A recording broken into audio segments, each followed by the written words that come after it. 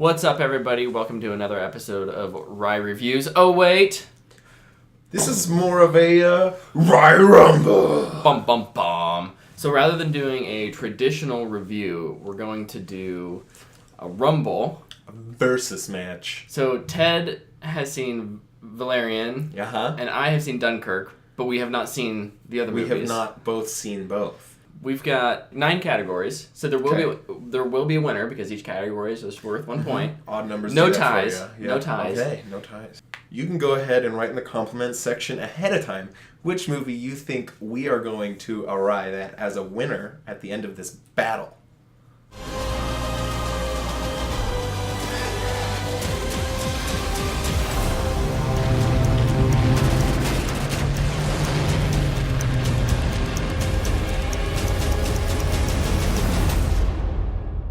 Okay. All right. So I'm going to be doing Dunkirk. Ted's going to be doing Valerian and City of a Thousand Planets. And we're going to start off with the category of world building. So I think Dunkirk does an amazing job at making you feel like you're in this world.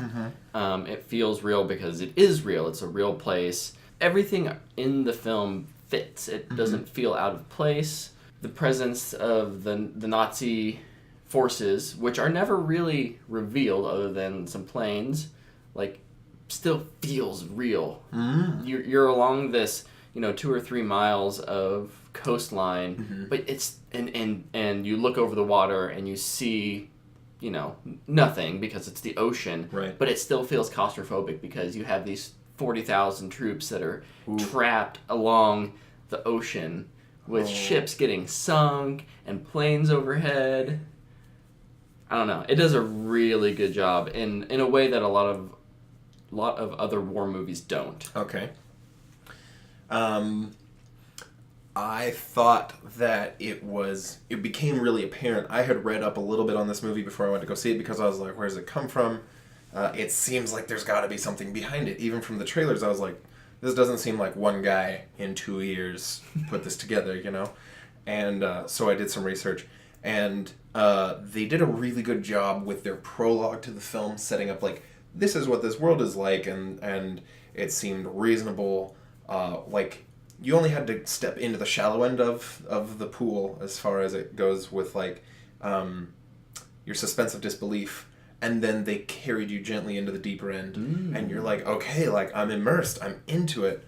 And it was so gorgeously done that I was there for it. Yeah. And I didn't feel, having never read any of those graphic novels, I didn't feel too lost. I felt like it would be a lot more rich, but it was very welcoming. It was incredibly immersive, just as a total sensory experience. The sounds and is gorgeous. I think that, if nothing else, is the world that they built around it was feasible-ish and gorgeous. As much as a sci-fi goes, feasible-ish. Yeah.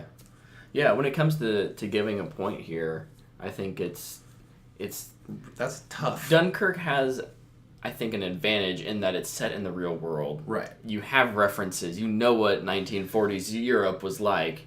You know what, because of watching other movies. Yeah. And so I think Valerian definitely has an uphill battle, but you sold me on it. I'm willing to give Valerian this point. Yes! Point 1 to Valerian. Let's get to work. So our next category is costumes and makeup. It's a category in which I actually think Valerian has more of an advantage this time. So we'll see. So do you want me to start, or do you want to start? No. Yeah, go ahead. Yeah, okay. You start. I think that Valerian had probably a much larger budget put toward the costumes and the makeup than Dunkirk did. But anyway, at no point did I feel like any of these creatures was too created to enjoy. I'm going to strongly support Valerian in this category. Tell me about yours. Okay. So yeah, Dunkirk is early World War II, focuses on the British Army being evacuated, and it looks like it. And Unfortunately, that's about it. I wouldn't say that there was anything that was really outstanding about the makeup. It was good. Like, don't get me wrong. Like, I believed I was there. If somebody was missing a leg, did you feel like they were really missing a leg? We never even broached that. Dunkirk is a movie that does not focus on the war, the horrors of war. Okay.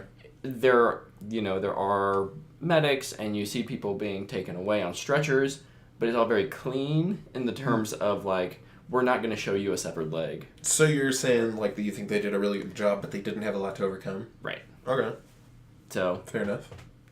I hate to be going against my own movie. I think that's 2 points. That's 2 points for Valerian. Amazing. Category 3 is writing. Uh-huh. The writing in Dunkirk is extremely simple, but extremely effective.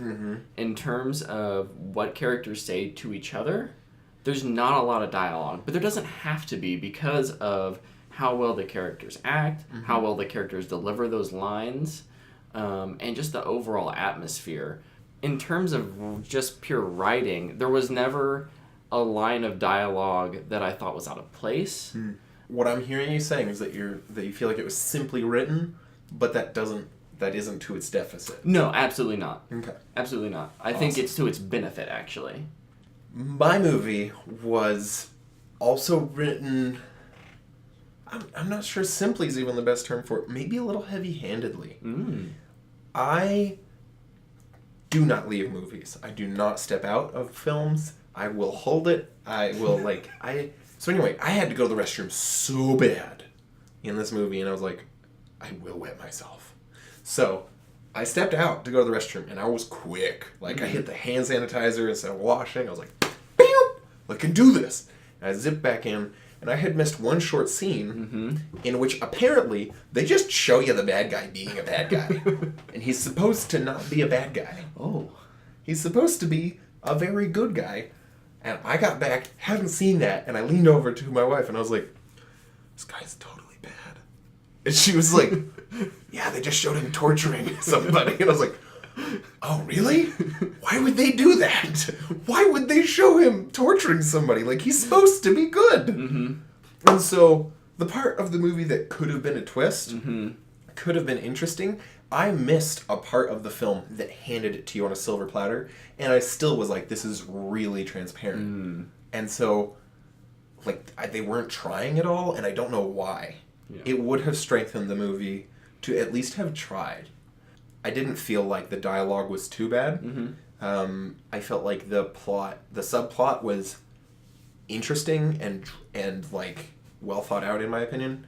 And I will see 2 and 3 based upon the writing.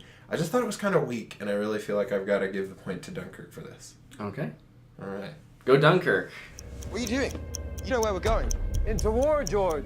I'll be useful, sir.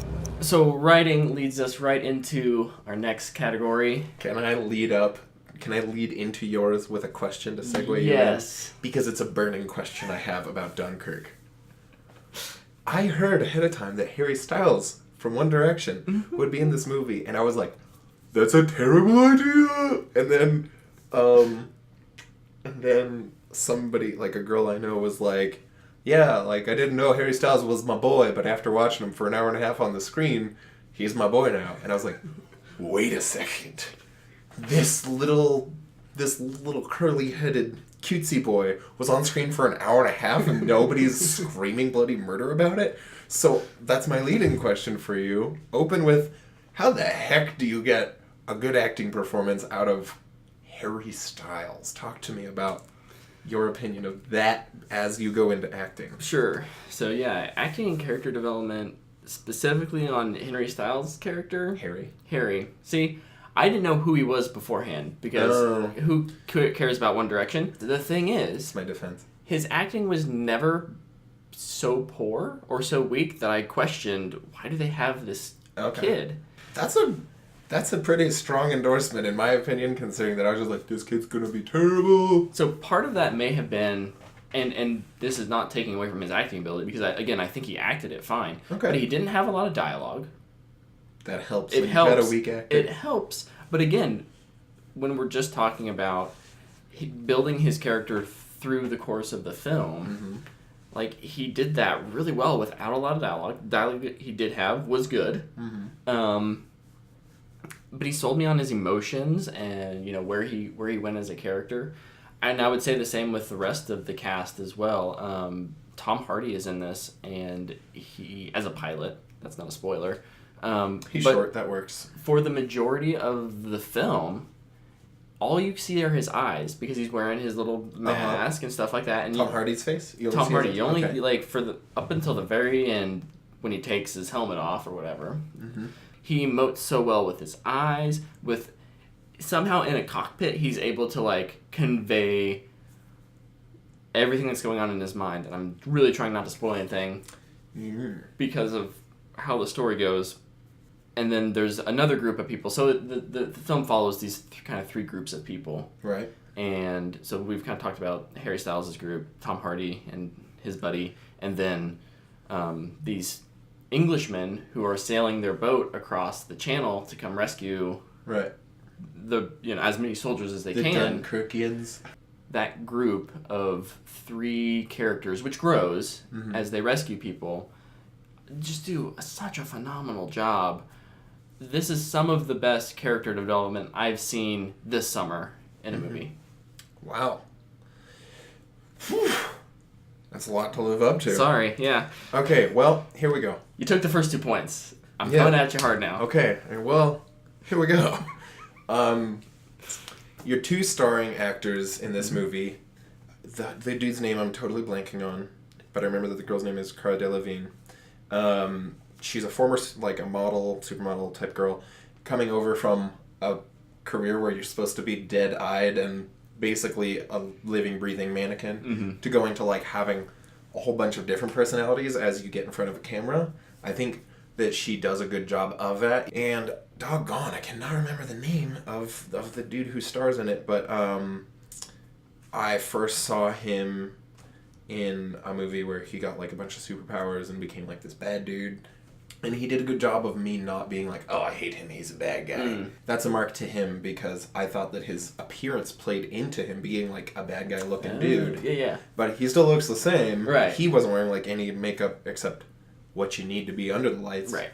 And I was like, he's kind of dashing, kind of charming, like a good guy who's kind of a bad boy, except he follows, like, he's very, like, I'm a soldier, I follow the rules. And, Yeah. And so, I don't know, I thought that was interesting. Both of the character development for both of them was great.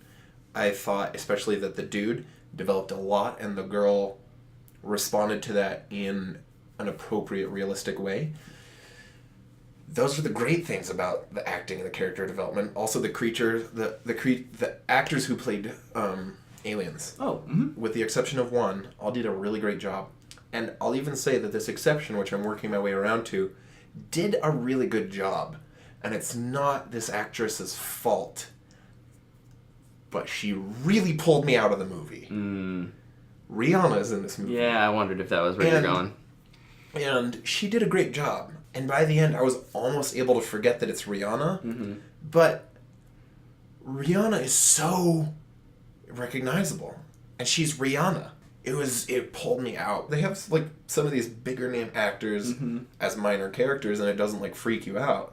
But then Rihanna does, and you're like, So I'm going to give that point to Dunkirk as well. Because I feel like Rihanna she did a great job. I just feel like she was a terrible casting choice. There's no hiding from this sun. So our next category we're going to go into is more about the filmmakers themselves, the cinematography. I guess I can start again. You can start the next one. Yeah. Okay, do that. So Dunkirk, Christopher Nolan film. If you've seen Christopher Nolan films, you know that they're always beautiful. This is no exception.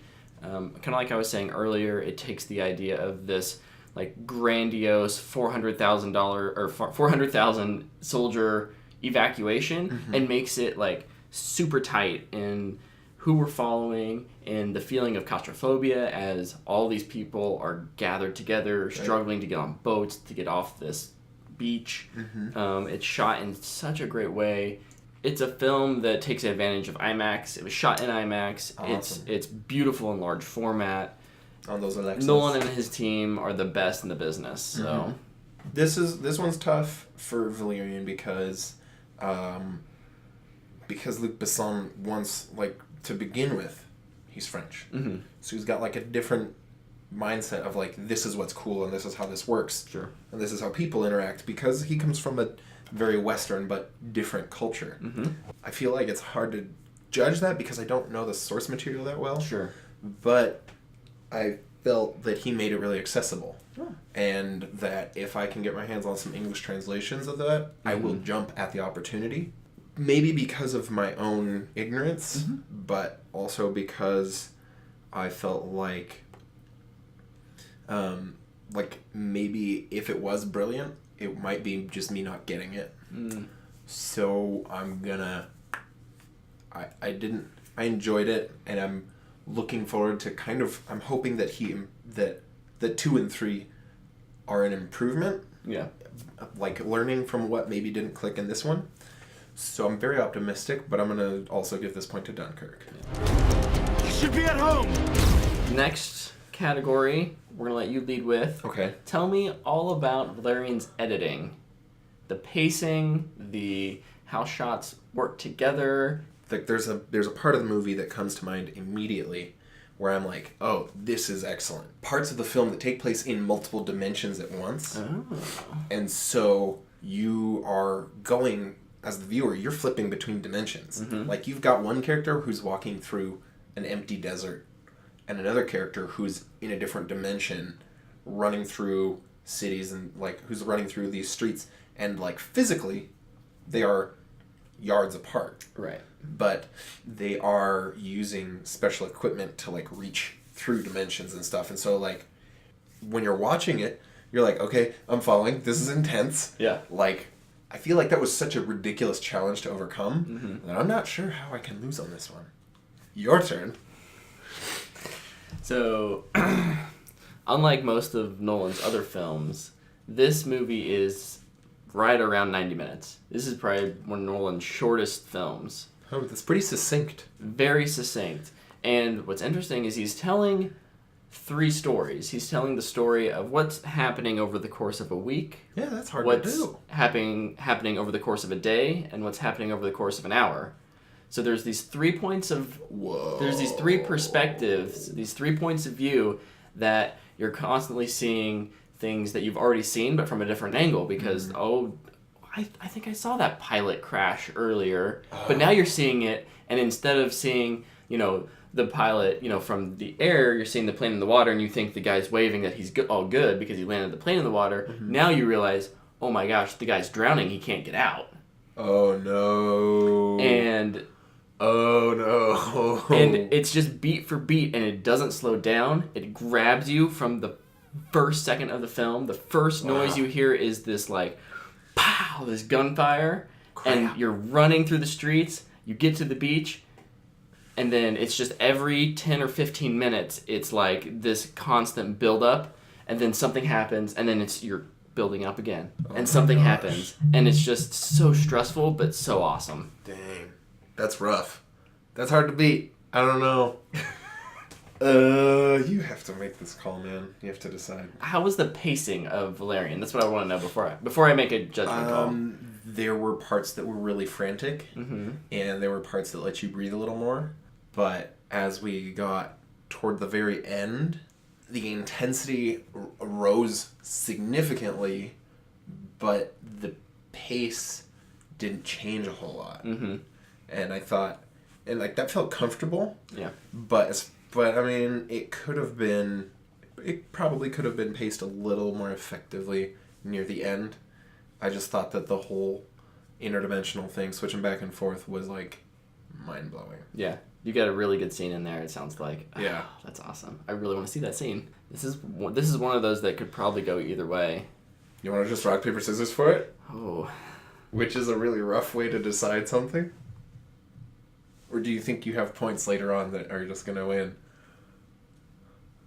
I'm going to give this to Dunkirk. Okay. I think it will make for a more interesting finale. Okay. If that gives you any idea of how I think my next 3 are going to go. What has happened is a colossal military disaster. So next one, visual effects. I'll start off because I think this is one of my weaker points. Like again, this is not an action movie. There's not a ton of visual effects. I mean, you know that there are a ton of visual effects, right? Like you're painting stuff out of the background and you're recoloring and like that's all beautifully done. Totally. But when it comes to what we think of as effects, traditional special effects in today's world, like the movie just doesn't have a ton. The stuff that it does really well. Again, never had an issue suspending my disbelief, but it's honestly hard, even just looking at the trailers of Valerian. I didn't know how to fight this battle. I just want you to make the best argument you can because I'm not even going to make an argument. I'm just going to say, Valerian destroys. Like, if everything else about it wasn't great, the effects, it's just gorgeous. It's so pretty. And you can't talk about the film without talking about that. So... anything else you want to go over? It was you. Shoot. Do you want a new chair? Not yet. We'll figure that out later. Comment below if you have any idea how many chairs I have broken. So are we decided on that? Yes, visual effects. You definitely win. VFX, Valerian wins that. Welcome to Alpha, the city of 1,000 planets. So let's talk about the score, the soundtrack. This is another one where I'm a little nervous. Like, Dunkirk had a good score, but it's hard to describe it as a score because it was less of here are these individual movements of music and more of here is a hour and a half of like up the tension, up the tension, up the tension, so up the tension. Music was a character. In a way, it was, and it was good, but it's hard to like. The only piece that was really impactful was the one at the very end, which is fine, but I just think it makes for a weaker overall set of like, here's the soundtrack. Like, it's not a soundtrack I will listen to on Spotify. But maybe Valerian's was so bad. No, it just didn't make an impression on me. Yeah? It didn't make an impression on me, and my wife is a humongous score nerd, and we didn't talk about that at all in the car on the way home. It was effective, but it didn't. But I've seen movies that I thought were like really weak or lame movies that I'm like, but I am gonna listen to that soundtrack. Oblivion is an example of that, and this one didn't impact me. It just supported the film, it did its job, and then it clocked out and went home. Oh, wow. I wouldn't mark it down on any points, but I don't think it could really like go into the ring and win any matches. Oh, wow. Okay. So the way that you're describing it to me sounds like Dunkirk soundtrack played a supporting role in a way that enhanced the movie, whereas I feel like this soundtrack could have been maybe replaced with another one. No. Like, it's composed by Alexandre Desplat. French? Desplat? I don't know. I never took French. I took a lot of Spanish. He composed the Grand Budapest Hotel, so he's a really good composer. But maybe he wasn't as... I don't know. He didn't seem terribly inspired. I think that I'm going to give it to your film. Okay. I think I'm going to give it We'll give it to Hans Zimmer.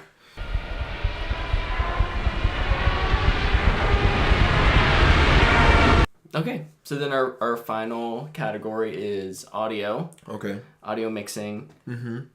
Ted, why don't you lead us off?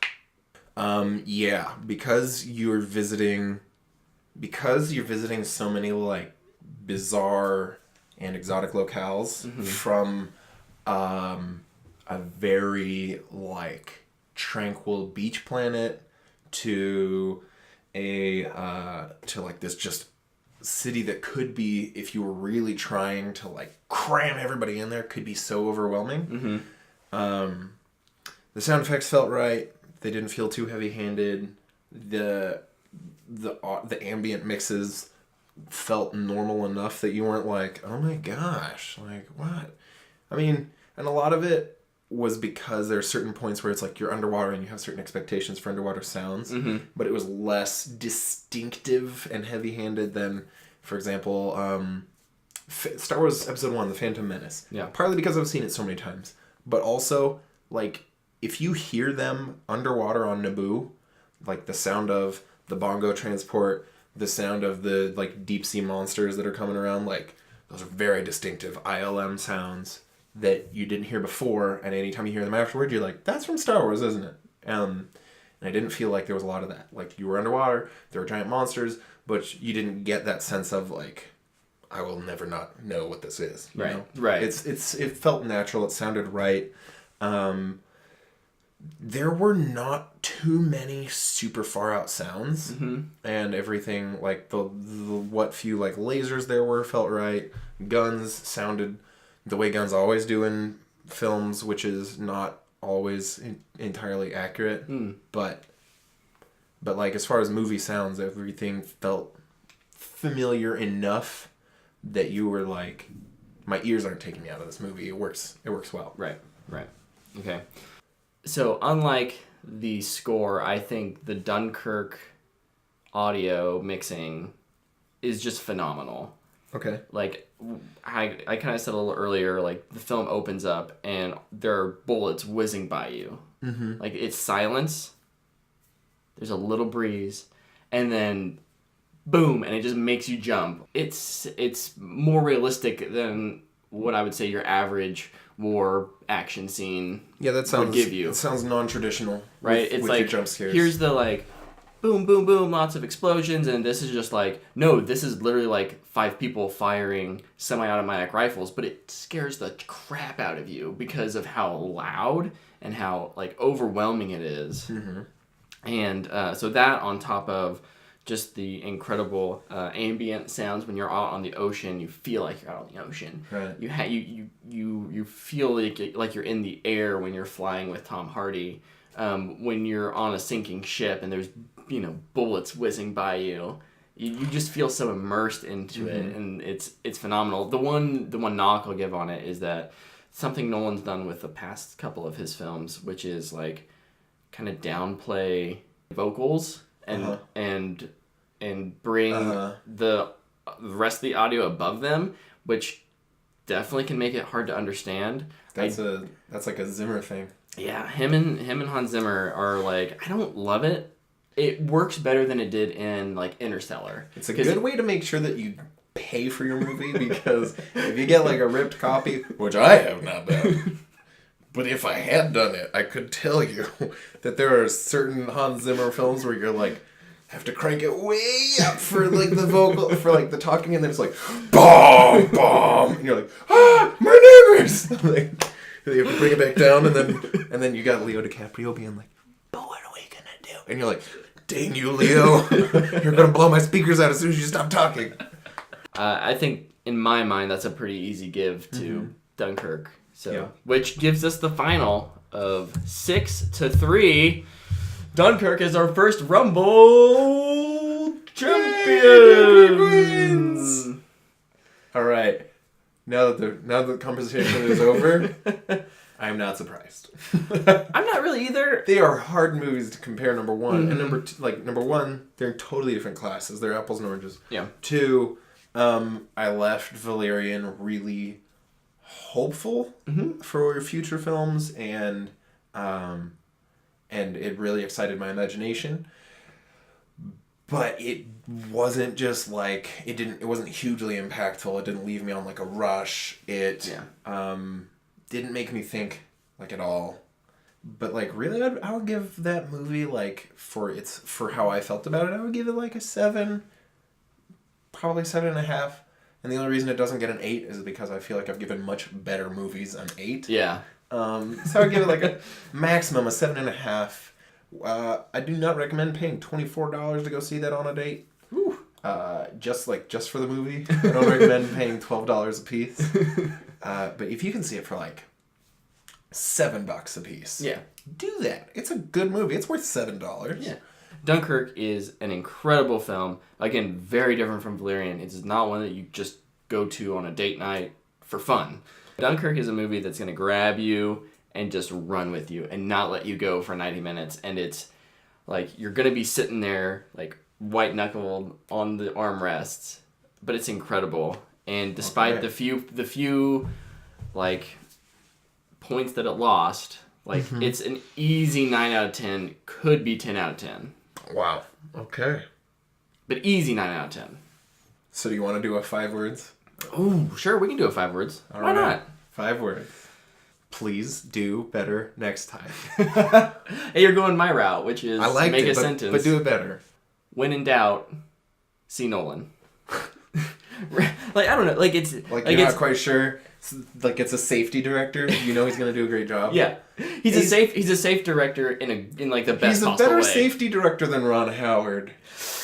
Would you prefer the Christopher... Okay, comment below in the compliment section. Tell us if you would be pumped to see Ron Howard kicked off of the Han Solo side story for Star Wars in favor of Christopher Nolan. Would you want to see a Christopher Nolan Han Solo standalone film? So yeah. Poor Han Solo movie. All right. Thanks for watching our Rumble. Our RYE Rumble. This is a totally new concept. Tell us if it worked. What can we do better? Yeah, so we're asking for a lot of involvement from you. Set aside the time. Make a reminder on your phone. Take a whole lunch break. And answer all the questions I have asked of you. And also, do you like the Rumble? What do you think we could have done differently or better? Are there categories we should have included that we didn't? Mm-hmm. Do you agree? Was Dunkirk better than Valerian? Yeah, do you agree or disagree? And no, we will not include a category about which cast had better behinds. My movie had a lot of alien butts that were like saggy and weird and leathery. And I didn't think about it until I just thought about one of the worst categories you could recommend, so don't recommend butts. Until next time, see you guys. Thanks for going. Bye.